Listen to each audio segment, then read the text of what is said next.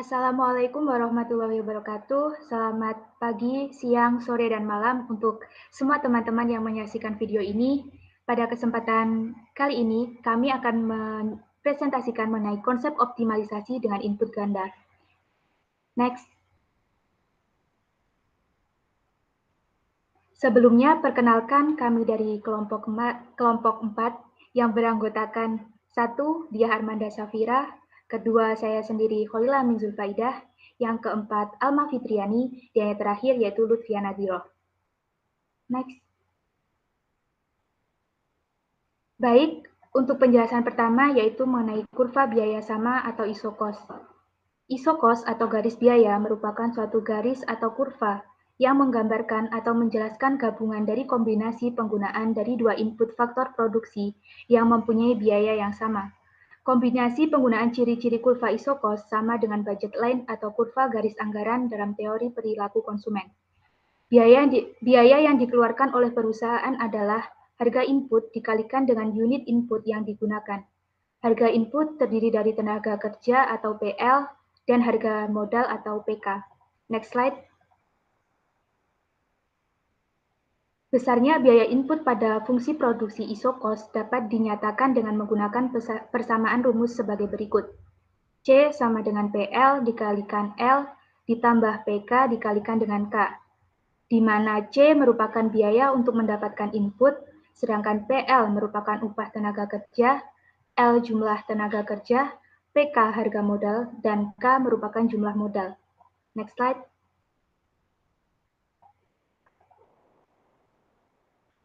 Selanjutnya, garis isokos menggambarkan rasio antara upah dengan kapital dengan formula sebagai berikut. RK plus WL sama dengan C, di mana C merupakan total cost, sedangkan R merupakan biaya sewa atau cost of capital, W merupakan upah tenaga kerja atau wage of labor, sedangkan slope atau kemiringan dari isokos adalah minus W per R, atau rasio negatif antara upah dibagi dengan biaya sewa. Garis isokos dikombinasikan dengan garis isokuan untuk menentukan titik produksi optimal pada tingkat output tertentu. Jadi konsep isokos di sini yang perlu digarisbawahi adalah biaya dari penggunaan dua faktor produksi tersebut mempunyai biaya yang sama. Sedangkan kalau pada isokuan merujuk pada output yang sama, meskipun biaya penggunaan inputnya bisa saja tidak sama. Sebaliknya, pada isokos yang ditekankan adalah penggunaan dua faktor produksi tersebut memberikan biaya yang sama, meskipun output yang akan dihasilkan belum tentu sama. Next slide. Berikut merupakan kurva biaya sama isokos, di mana jika terjadi perubahan harga faktor produksi, maka kurva isokos akan berotasi. Namun, jika yang berubah adalah kemampuan anggaran, kurva isokos akan bergeser sejajar. Setelah ini, untuk slide selanjutnya akan disampaikan oleh teman saya kepada Diah Armanda Safira, dipersilahkan. Berikutnya adalah optimalisasi fungsi produksi dengan input variabel ganda. Dalam kegiatan berproduksi, seorang produsen tentu saja dihadapkan pada bagaimana menggunakan faktor produksinya secara efisien untuk hasil yang maksimum. Oleh karena itu, produsen akan berusaha mencari kombinasi terbaik antara dua variabel input tersebut. Kondisi optimalisasi fungsi produksi dengan dua input variabel ditunjukkan oleh kondisi di mana kurva isokuan bersinggungan dengan kurva isokos, seperti pada gambar berikut. Titik yang bersinggungan antara kurva isokuan dan isokos ini adalah pada titik A. Next.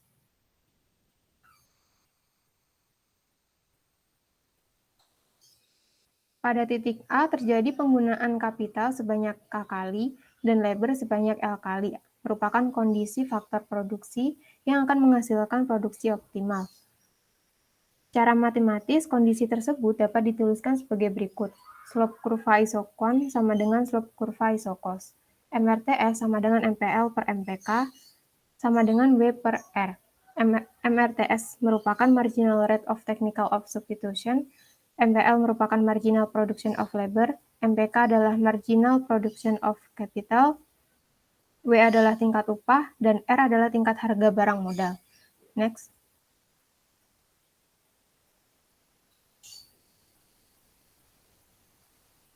Optimasi produksi diperlukan perusahaan dalam rangka mengoptimalkan sumber daya yang digunakan agar suatu produksi dapat menghasilkan produk dalam kuantitas dan kualitas yang diharapkan, sehingga perusahaan dapat mencapai tujuannya. Salah satu metode yang digunakan dalam optimasi produksi adalah metode Lagrange. Metode ini biasanya digunakan untuk permasalahan optimasi dengan satu fungsi tujuan dan banyak fungsi kendala. Di bawah ini ada 3 persamaan. Yang pertama ada persamaan W1 sama dengan F1 fungsi 1 XYZ, lalu persamaan kedua adalah fungsi 2 XYZ sama dengan 0, persamaan ketiga adalah fungsi 3 XYZ sama dengan 0. Persamaan 2 dan 3 ini dapat digunakan untuk mengeliminasi variabel Y dan Z pada persamaan 1, sehingga hanya tinggal X saja. Persamaan 2 dan 3 disebut sebagai fungsi pembatas. Next. Dalam penggunaannya, metode ini memerlukan fungsi baru yang disebut dengan Lagrange expression. Berikut ini adalah bentuk Lagrange expression dari persamaan 1, 2, dan 3. L sama dengan fungsi tujuan ditambah lambda dikali fungsi kendala. Persamaan di atas ini terdiri dari 3 variabel asli, yaitu X, Y, dan Z, dan 2 faktor pengali Lagrange, yaitu lambda 1 dan lambda 2. Sehingga ada 3 kondisi yang harus terpenuhi agar dapat dilakukan optimasi, seperti gambar di bawah ini. Next.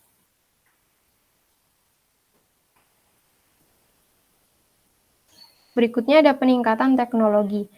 Teknologi yang digunakan oleh produsen akan turut menentukan tinggi rendahnya produksi. Kemajuan teknologi memungkinkan peningkatan efisiensi penggunaan faktor produksi. Teknologi harus melalui 3 tahap sebelum memengaruhi efisiensi, yaitu tahap penemuan, inovasi, dan penyebaran inovasi. Lalu menurut Robert M. Solow dalam penelitian Mankey tahun 2003, telah memasukkan perubahan teknologi yang dilambangkan dalam huruf A dalam fungsi produksi, yang dimana perubahan tersebut juga mencerminkan teknologi yang digunakan untuk mengubah modal dan tenaga kerja menjadi output. Persamaan yang menggunakan tingkat teknologi terbaru adalah sebagai berikut, yaitu Y sama dengan AF FLK. Simbol A merupakan ukuran dari tingkat penggunaan teknologi atau disebut juga TFP. Next. Peningkatan teknologi memiliki implikasi terdapat peningkatan efisien dalam melakukan proses produksi. Karenanya, kemajuan teknologi yang diterapkan suatu perusahaan yang bersangkutan mampu menghasilkan keluaran yang sama jumlahnya dapat dihasilkan dengan jumlah masukan yang sama. Berikut ini ada bentuk fungsi produksi Cobb-Douglas.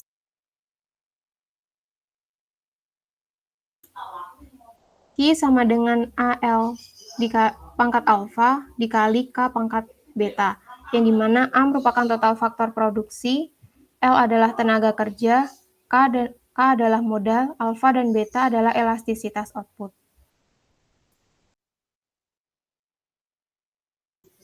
Next.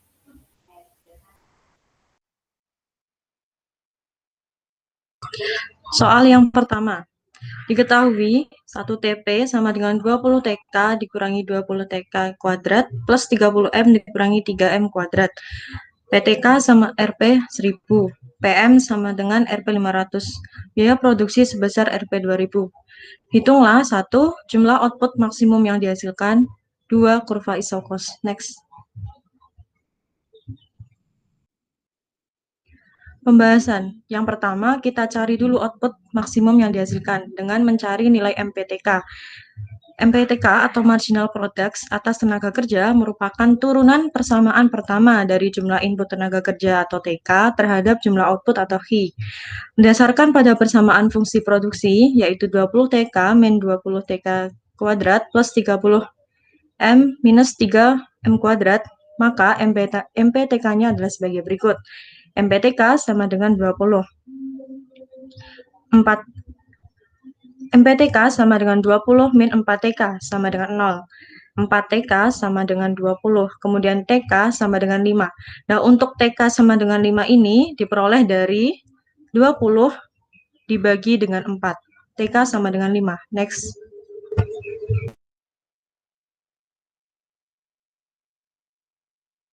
Selanjutnya, langkah yang kedua yaitu mencari nilai MPM. MPM atau Marginal Product atas modal merupakan turunan persamaan pertama jumlah input modal M terhadap jumlah output Q. Berdasarkan pada persamaan fungsi produksi 20 TK min 2 TK kuadrat plus 30 M min 3 M kuadrat, maka MPM-nya adalah sebagai berikut. MPM sama dengan 30 minus 6M sama dengan 0. 6M sama dengan 30, M-nya sama dengan 5. Nah, nilai M sama dengan 5 ini diperoleh dari 30 dibagi 6. Next. Langkah yang terakhir yaitu dengan mencari jumlah output yang maksimum. Setelah MPTK dan MPM sudah diketahui, maka tahap selanjutnya adalah memasukkan nilai MPTK dan MPM pada fungsi produksi. Nah, jadi nilai MPTK dan MPM yang sudah diketahui dari dua langkah sebelumnya, maka dimasukkan ke dalam fungsi produksi. TP sama dengan 20 TK minus 2 TK kuadrat plus 30 M minus 3 M kuadrat. TP sama dengan 20, TK-nya kita masukkan dari nilainya 5, kemudian dikurangi 2, TK-nya kita masukkan 5, dipangkatkan 2, kemudian ditambah 30 M-nya kita masukkan, 30 dikali 5, kemudian dikurangi 3, M-nya kita masukkan, 5, kemudian dikuadratkan. Sehingga hasilnya yaitu 20 kali 5, 100, dikurangi 25 kuadrat, sama dengan 50 ditambah 30 kali 5 150 dikurangi 3 kali 5 kuadrat sama dengan 75. Maka total produknya yaitu 125. Jadi jumlah output maksimum yang dapat dihasilkan adalah sebanyak 225. Next. Kemudian soal yang kedua yaitu mencari kurva isokos. Setelah tadi MPTK dan MPM-nya diketahui, maka kita cari kurva isokosnya. Yang pertama kita masukkan 2000 ini dari biaya produksi, kemudian 1000 TK. 1000 TK ini dari yang diketahui tadi, kemudian 500 M. Jika TK sama dengan 0, maka 2000 yang tadi sama dengan 1000 TK ditambah 500 M. Sama dengan 2000, sama dengan 1000 dikali TK, TK-nya karena kita nolkan, ditambah 500 M. M-nya sama dengan 4. Sudah diketahui M-nya sama dengan 4. Kemudian, jika M-nya sama dengan 0, sama seperti yang atas caranya, 2000 sama dengan 1000 TK plus 500 M. 2000 sama dengan 1000 TK plus 500 kali 0. TK-nya sama dengan 2. Nah, ini adalah bentuk kurva isokosnya. Yang pertama, 2 ini diperoleh dari TK. Kita tarik garis di sini. Kemudian, untuk modalnya, kita tadi nilainya 4. Di atas sini. Nah, kemudian kita tarik garis ke bawah. 2000 sama dengan 1000 TK plus 500 M. Nah, ini adalah kurva isokosnya. Next. Baik, soal yang kedua. Dalam proses produksinya, sebuah perusahaan yang bergerak di dalam jasa transportasi menggunakan dua input, yaitu modal X dan tenaga kerja Y. Kedua input tersebut dengan harga yang berbeda pada setiap inputnya. Untuk input X, Rp 4 per unit, dan harga input Y, Rp 6 per unit. Untuk jumlah output yang dapat dihasilkan dari penggunaan dua macam input tersebut ditunjukkan oleh persamaan Q sama dengan 2XY. Nah, jika perusahaan tersebut menginginkan jumlah output yang dihasilkan menjadi 100 unit, maka tentukan jumlah input dan jumlah input X dan jumlah input Y masing-masing yang digunakan dalam proses produksi tersebut agar mencapai tingkat produksi optimum. Next. Pembahasannya.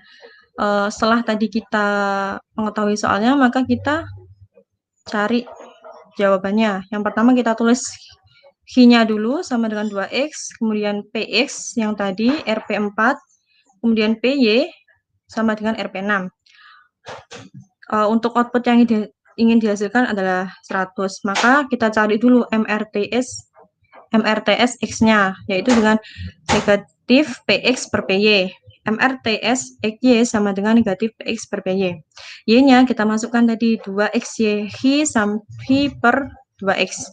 Sama dengan Hi-nya tadi 100, kemudian kita 200 dibagi 2X sama dengan 50 dibagi X sama dengan 50 pangkat negatif 1. MRTS X-nya sama dengan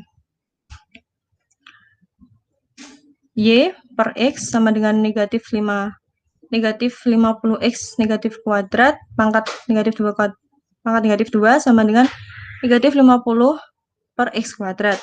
MRTS XY sama dengan negatif PX per PY, kemudian menjadi negatif 50 per X kuadrat tadi sama dengan 4/6. Next.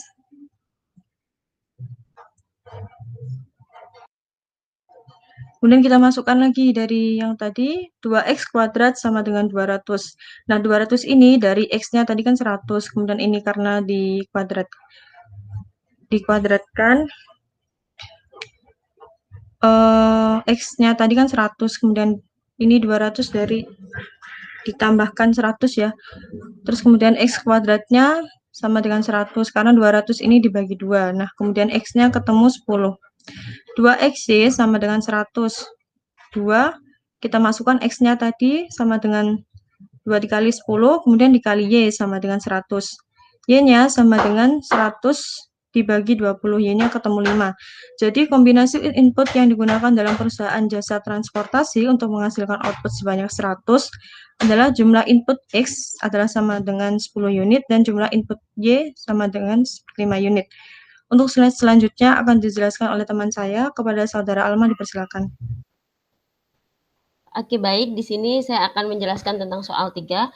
Jadi di soal 3 ini ada sebuah perusahaan menggunakan 2 input dalam proses produksinya, yakni modal. Kita asumsikan modal itu sebagai X dan tenaga kerja itu sebagai Y. Hingga input X adalah hingga harga ya, ini harga dari input X itu 2 per unitnya dan harga dari input Y itu 4 per unitnya. Jumlah output yang dihasilkan dari penggunaan 2 macam tersebut ditunjukkan oleh persamaan Q sama dengan 2X kali Y. Jika perusahaan tersebut menginginkan jumlah output yang dihasilkan itu menjadi 64 unit, maka yang ditanyakan adalah tentukan jumlah input X dan jumlah input Y masing-masing yang digunakan dalam proses produksi tersebut agar mencapai tingkat maksimum.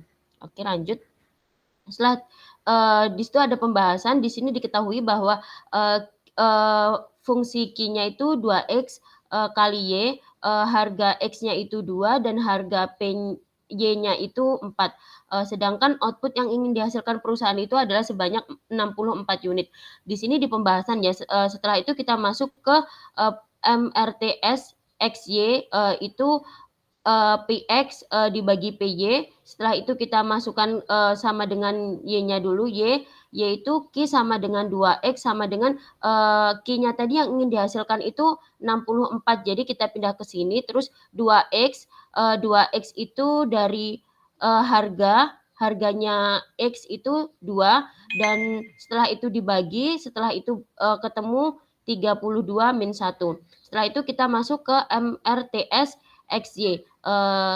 Alpha Y dibagi alpha X sama dengan min 32X pangkat 2 sama dengan min 32 dibagi X pangkat 2. Setelah itu kita masuk ke MRTS XY sama min PX sama dibagi min PY, itu dihasilkan min 3,2 dibagi X pangkat 2. Nah, X-nya tadi kan kita udah ketahui nih 2 nih, harga X-nya itu 2, berarti 2 kali 2 itu 4.